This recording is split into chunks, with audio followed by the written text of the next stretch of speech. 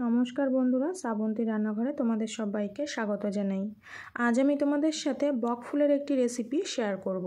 আজ আমি বক ফুলের চপ বানাবো। দেখো বন্ধুরা, চপগুলো কত ভালো ফুলে ফুলে উঠেছে। আমি ফুল নিয়েছি, দু রকমই নিয়েছি। একদম ফোটা যে ফুলগুলো হয় আর কুড়ি যে ফুল, দু রকমই আমি নিয়েছি। একটু হালকা হাতে ভালো করে ফুলগুলো ধুয়ে নিতে হবে। এবার আমি ফুলের ভেতরের এই অংশগুলোকে বাদ দিয়ে নিয়ে আরও একবার ভালো করে ধুয়ে নেব। সবগুলো ফুল আমি একই প্রসেসে ভালো করে ধুয়ে নিয়েছি। এবার আমি ব্যাটার বানিয়ে নেব। নিয়ে নিচ্ছি পরিমাণ মতো বেসন, চালের গুঁড়ো, পরিমাণ মতো লবণ, হলুদ গুঁড়ো, পরিমাণ মতো জিরে গুঁড়ো, লাল লঙ্কা গুঁড়ো, কাশ্মীরি লঙ্কা গুঁড়ো, আর দিয়েছি সামান্য চিনি আর কালো জিরে। এবার আমি অল্প অল্প জল অ্যাড করে ব্যাটারটা ভালোভাবে ফেটিয়ে নেব। এদিকে আমি কড়াইতে তেল গরম করে চপগুলো এবার ভেজে নিচ্ছি।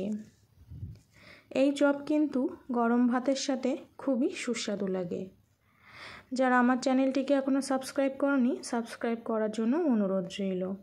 আর পাশে থাকা বেল আইকনটি অবশ্যই প্রেস করে দিও, যাতে আমার প্রত্যেকটি ভিডিও তোমাদের কাছে পৌঁছে যায়। আর যারা ফেসবুক থেকে দেখছো তারা কিন্তু অবশ্যই ফলো করে দিও।